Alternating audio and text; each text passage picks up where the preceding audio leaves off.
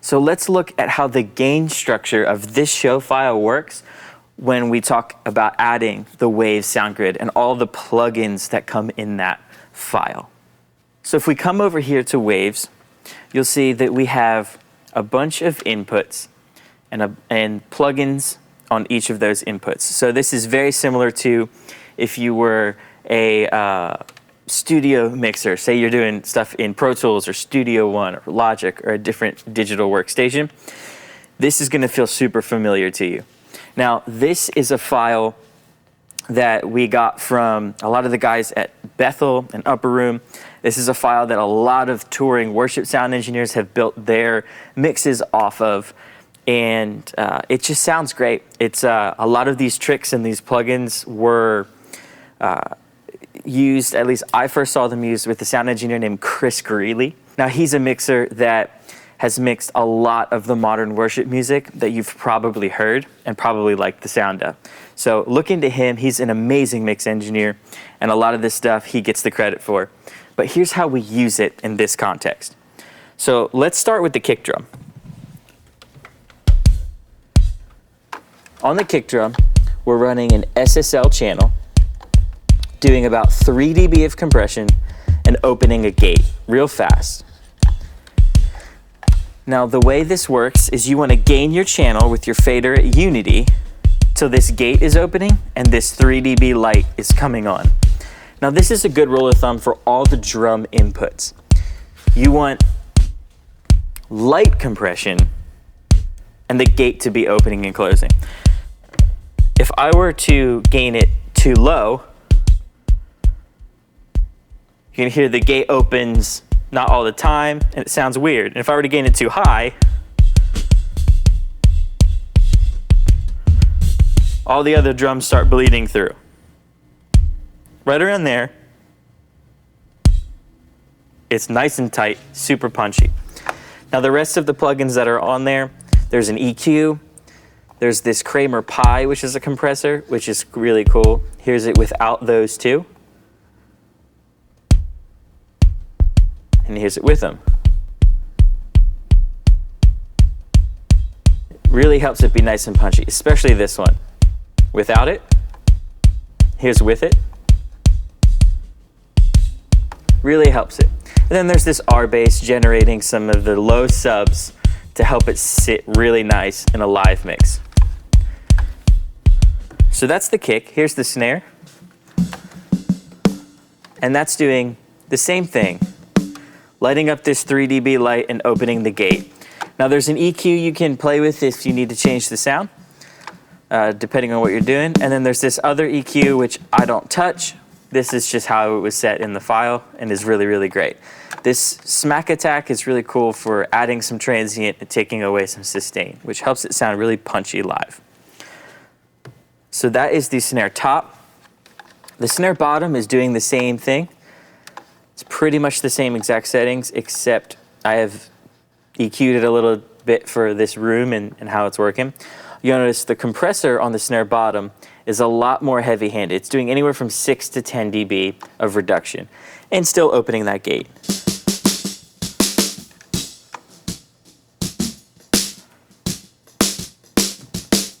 Here's what it sounds like with 6 dB of reduction. With the top mic.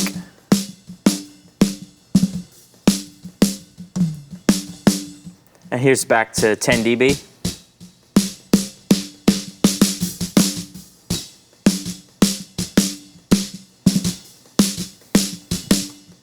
Sounds nice. With the kick and snare together, they sound super punchy.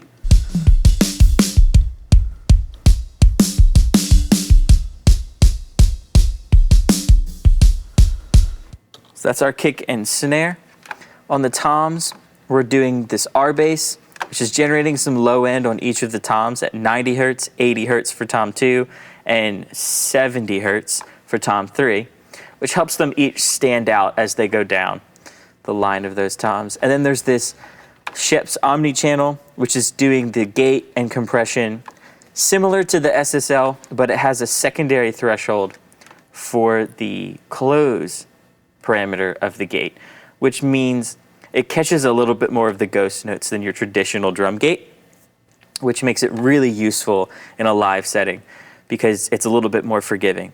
So for your toms, play around with this mid and tone band. This tone one is just a really broad EQ. And right now it's set at about 290, which is just that low mid nastiness that you might need to pull out.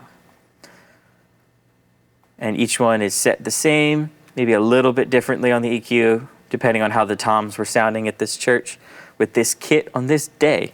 So you might need to play with that, but this should be a great starting point for your church. Here's what they sound like.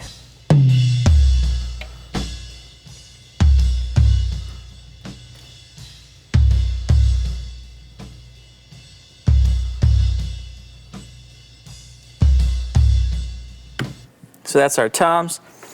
If we add these overheads, overheads are doing light EQ, and then they're doing a little bit of compression when the snare is really, really heavy, or when the toms are really, really heavy.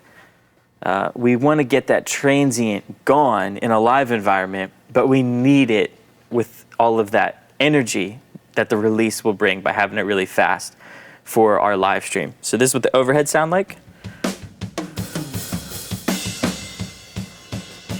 Here's it with no processing. And with processing. Just makes it a little cleaner sounding. So all of the drums together sound like this.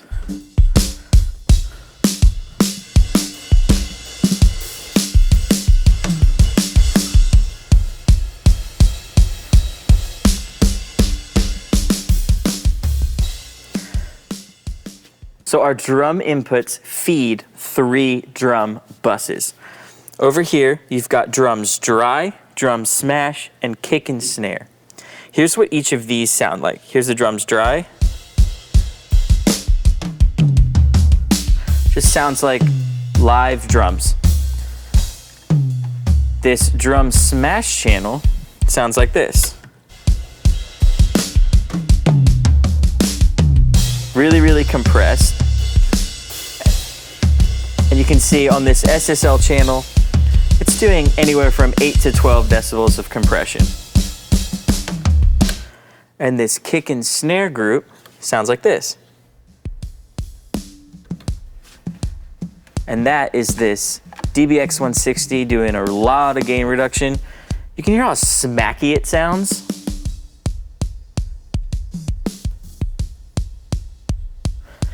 It really helps it sound thick and punchy and really clear on the attack of the drums. So I usually start with the drum smash around -1 to -5. Bring in the natural to like -10. And then bring my kick and snare to taste. Usually lands around the same spot as the drum smash.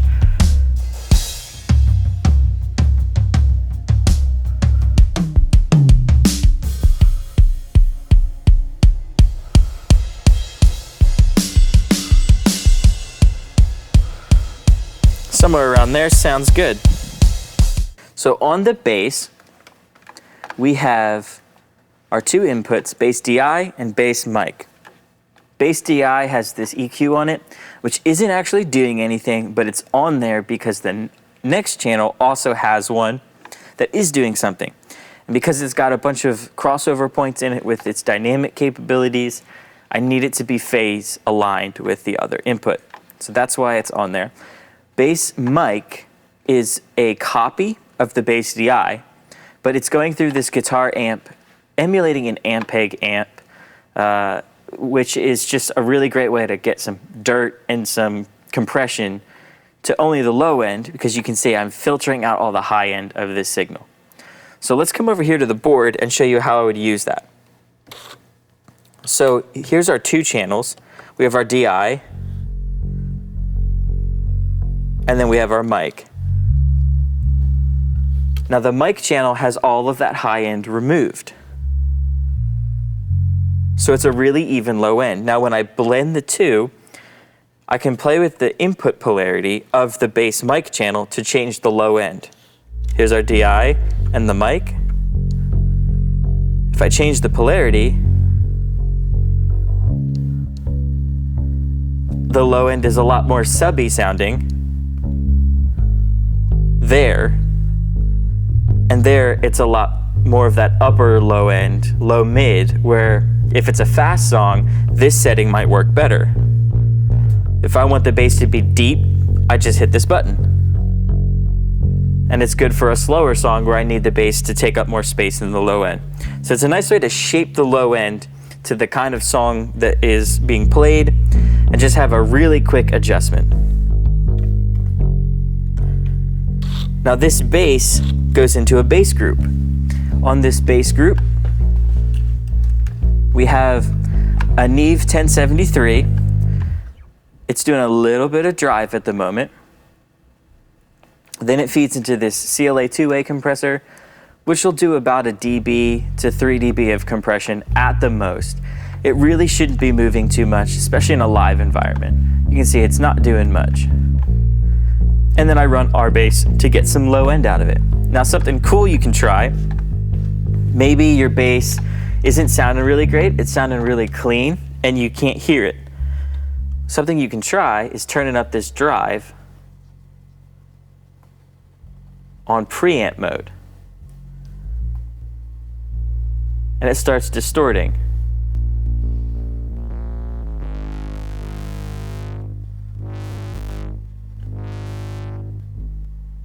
So you can run it somewhere around there. Let's listen to that with the drums.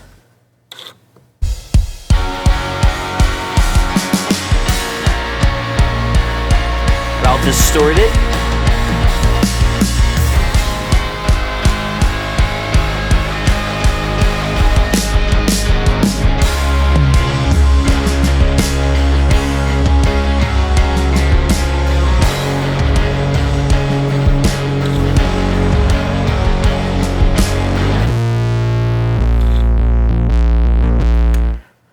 So that's way more distortion than it sounded like was going on. But it's a really great way to sometimes get some grit out of the bass and help it cut through in the mix. And so you just push that up if you want to do that. I leave it at the bottom setting to start with. Oh, for guitars, we just have a simple compressor, and it's really only moving a little bit. It's not really doing anything, and that's because an electric guitar is already a really compressed input. But sometimes you get a guitar that isn't maybe the greatest tone, and it's super dynamic, and sometimes the compression can really save you in the mix from notes coming out being super harsh. So what I like to do on guitars is I use the EQ that's on the channel. So as you can see on the desk, this particular day, we had a stereo guitar, and on the left side, it was feeling a little thin. So I just added a little 300 or 400 to make it sound like the mic was closer to the amp, because it was a virtual amp, so there wasn't actually a real mic to move. And on the second channel, as well as the first, it looks like there was something around 2.5K that was a little harsh that I scooped out. Just a little bit, but it was enough to make it better in the overall mix. And then what I like to do on guitars is I like to send them to a group as well. And on that group, there's this Puigchild 670, which is a Fairchild compressor emulation.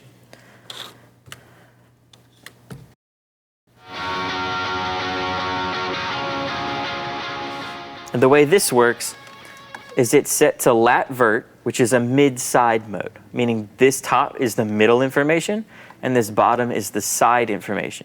So as I turn these guitars up,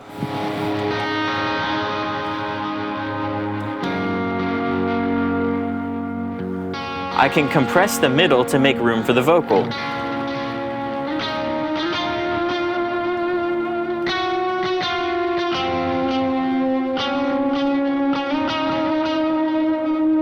And right around there sounds really nice and wide. That has a lot of middle.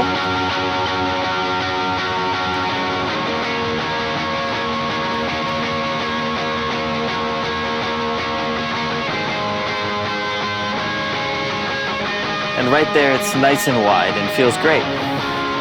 So I like to do that for the guitars.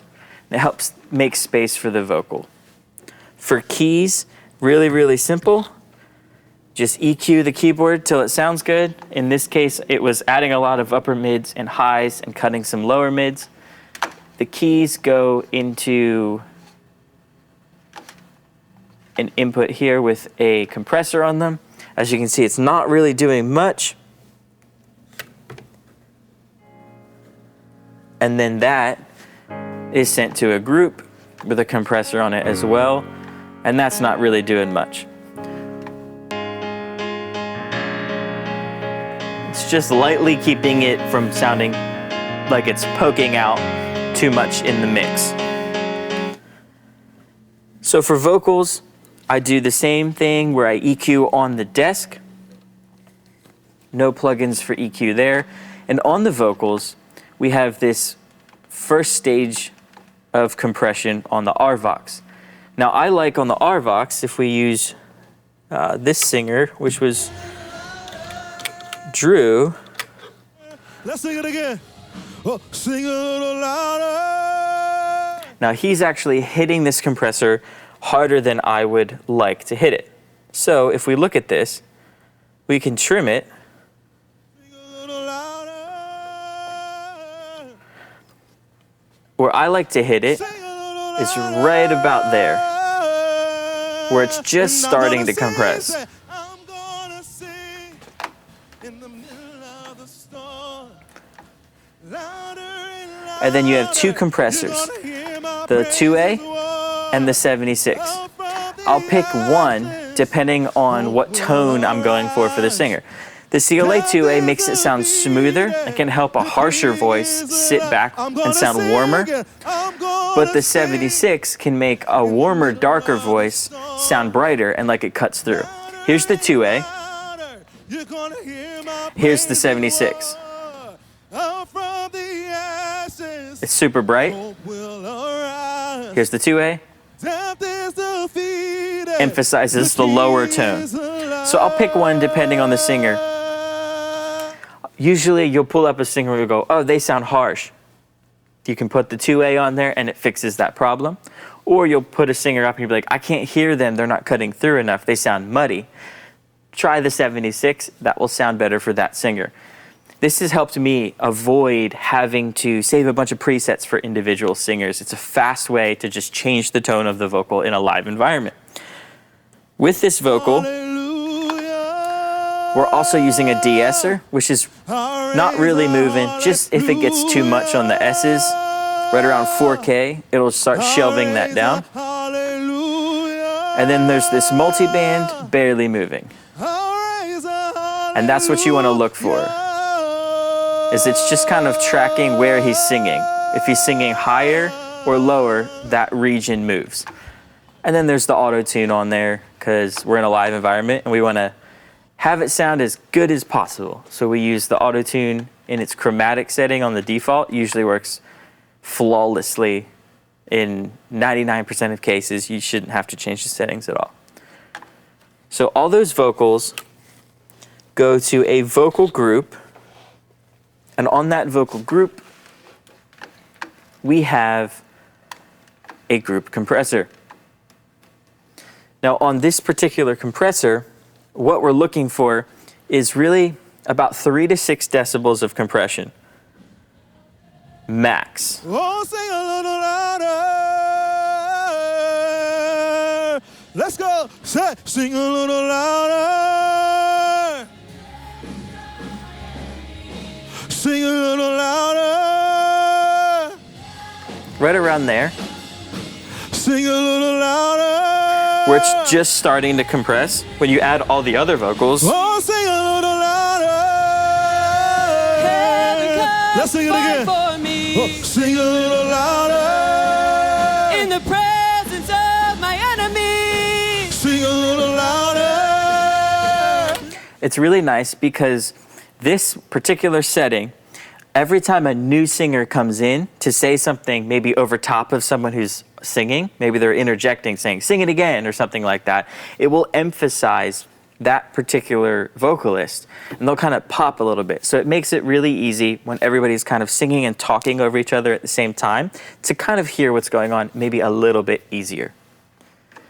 Just like we had a couple buses for the drums, I also have another parallel bus for the vocals. Now on this, you can see it's hitting it super hard. In the middle of the storm, louder and louder, you're gonna hear my praises roar. And it's almost distorting. That is distorting a lot. But what this does is it adds some intelligibility that you can blend in. Just like that kick and snare added some punch and some like clicky top end that helped the kick and snare cut through. This does the same thing for the vocals. So here's what the vocals sound like without it. And if I add this in,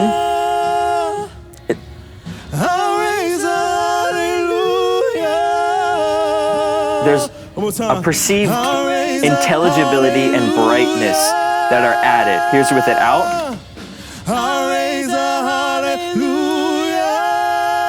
And here's with it in.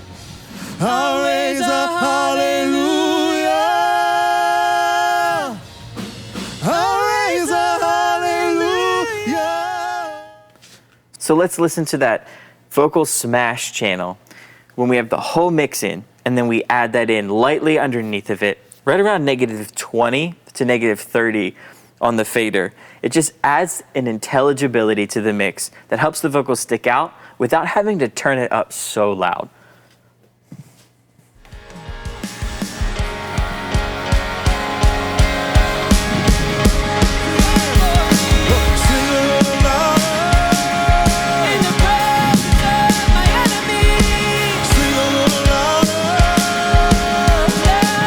Without it, with it.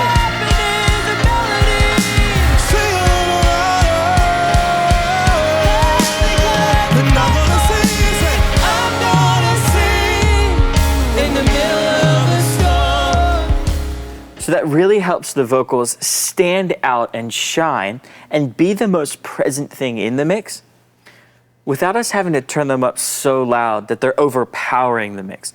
We want to have everything together presented in a nice balanced way because we're trying to make one mix that sounds really good that can go to every destination that we need, like the PA and the live stream. So for our speaking mics, pastors mics, and crowd mics, these are what the chains look like. For our speaking mic, we have an F6, which is doing a little bit of dynamic EQ in the upper mid-range between 2 to 4K in case it gets harsh. We've got a dynamic multiband type compressor just doing a little bit. If we turn that speaking mic up, we'll hear it. One more time, Journey. Let's thank God together. He's worthy of being praised today. Amen.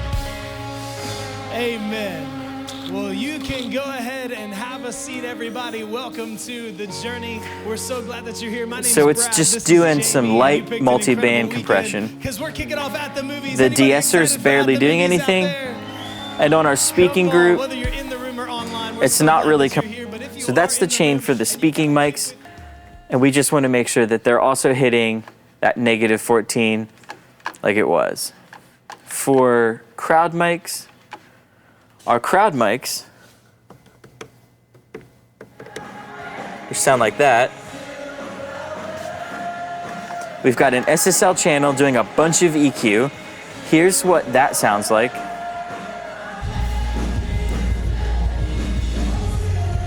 So that's why we had to EQ it, because it kind of just sounds like the subs, because it's pretty much on top of the subs.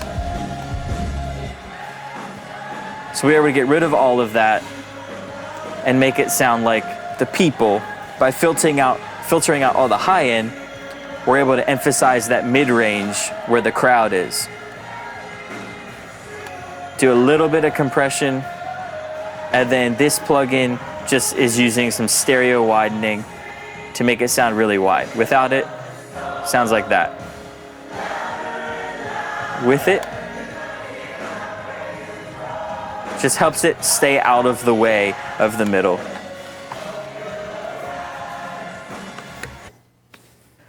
So when it comes to effects, we have several effects. We have a drum reverb, a snare reverb, a band reverb, a vocal reverb, a chorus, and a delay. Now, the chorus and the delay are only used on the vocals. The band reverb is a reverb for any band instruments. And then the snare verb is a gated verb. Now, I use it for toms as well. You can add them in there, it can help, but it's primarily used for the snare. And then the drum verb is for all the drums as a whole. So let's listen to how those sound. Here's the drums.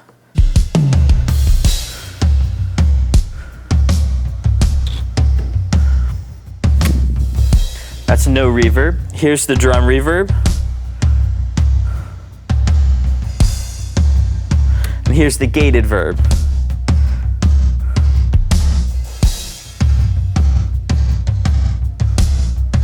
Together,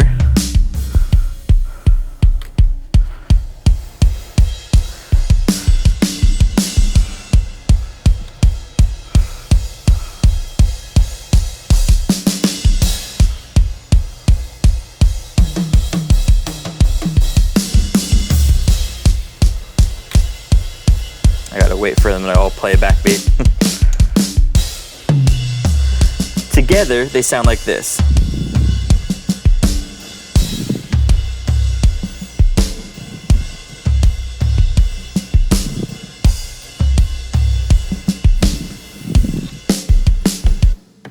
Just nice live drum reverb. It's a plate and a gated reverb. You can blend them depending on the song and it sounds really nice. The band reverb is for any instruments like guitars or keys. Let's do the keyboards today.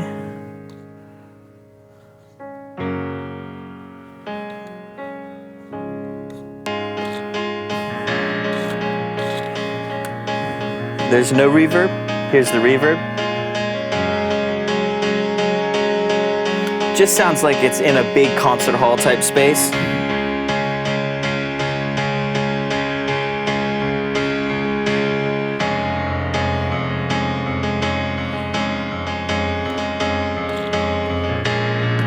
So that helps.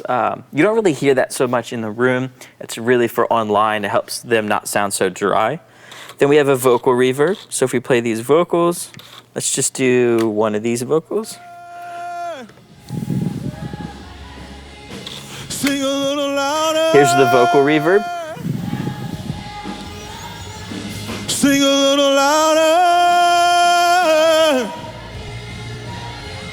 Sing a little louder.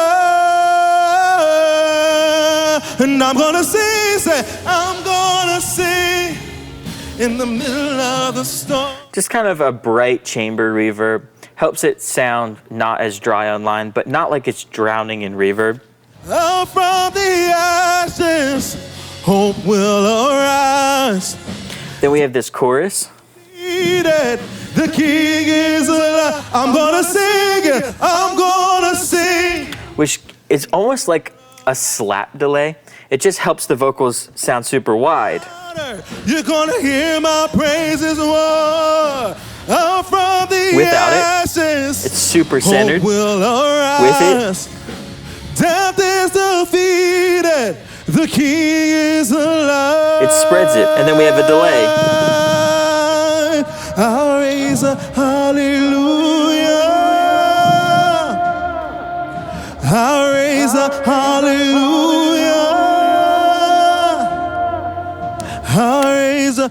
Which has a really long dark decay. It sounds like a really long reverb, but it's a little bit more forgiving because it doesn't muddy up the mix as much. So if you want a really long reverb tail on something, crank that delay fader and it's gonna give you what you're looking for without sounding like words are repeating like crazy and you've got like some Pink Floyd psychedelic delay or like a pop song delay. It can be really hard in a live mix to hear how loud that kind of stuff is, and it can get super distracting online if you have too much. So this dark, long delay really helps. Tap a quarter note on the tap tempo, which is this key right down here, to get that going for you. And then if you want more of a slap delay vibe, turn that chorus up. That's going to give you that wide slap delay feel that you're looking for. More of that like 60s, 70s delay sound, which is super cool. All three together, if we add them, you can kind of use all three to really change the vocal and make it sound like you want it to sound. So if we want the vocal to sound really dry, we will just use no delay, maybe less chorus, and maybe barely any reverb at all. That would sound like this. Oh, sing a little louder.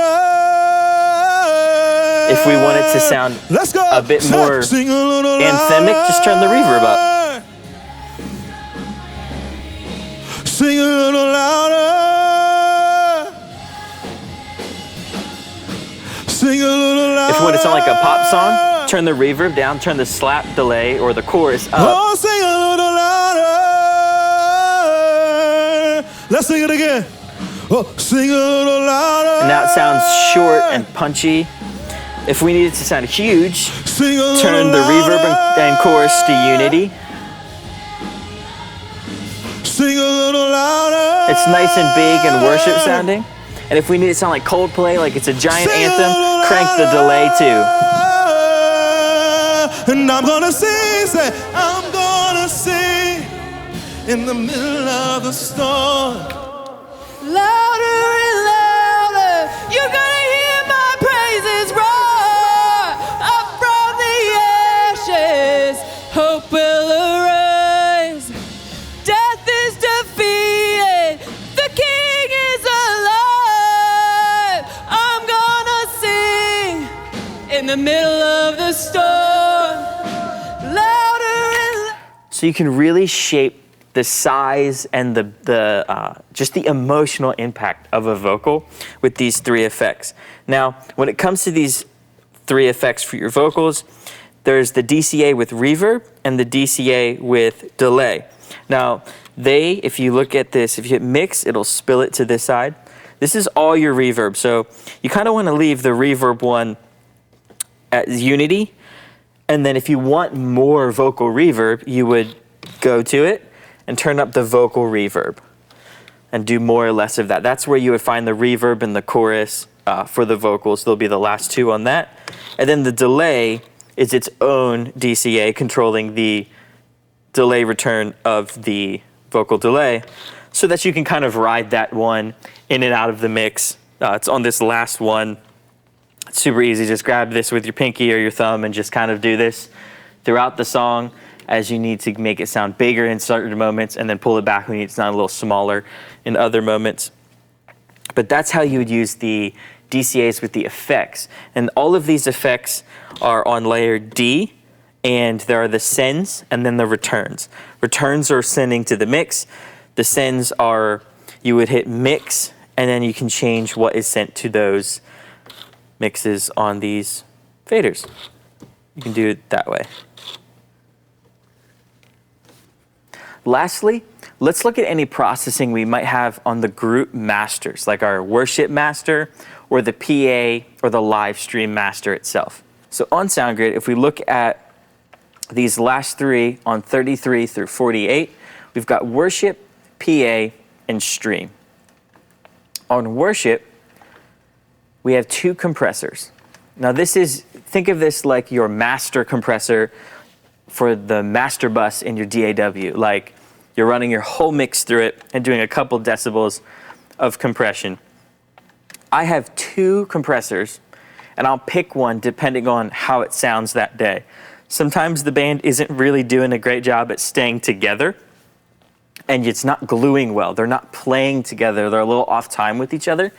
You can use this SSL, and it'll glue that together, and it'll fix that a little bit because the whole band will pump a lot more in time together because the compressor pumps the low end in time a lot better. If the band is doing a great job, I like to use this API 2500 because it makes the band sound bigger and wider and deeper and brighter and all of those nice things you would want to do to a mix, but it's really punchy if the band is really punchy and playing really well together. So let's listen to each of those compressors and see how they sound. here's the API. Sing a little louder. Here's the SSL. Sing a little louder. In the presence of my enemies. Here's the API.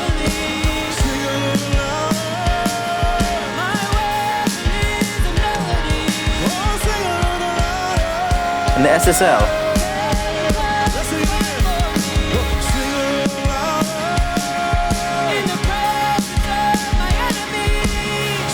Now this band is killing it, so I would use the API.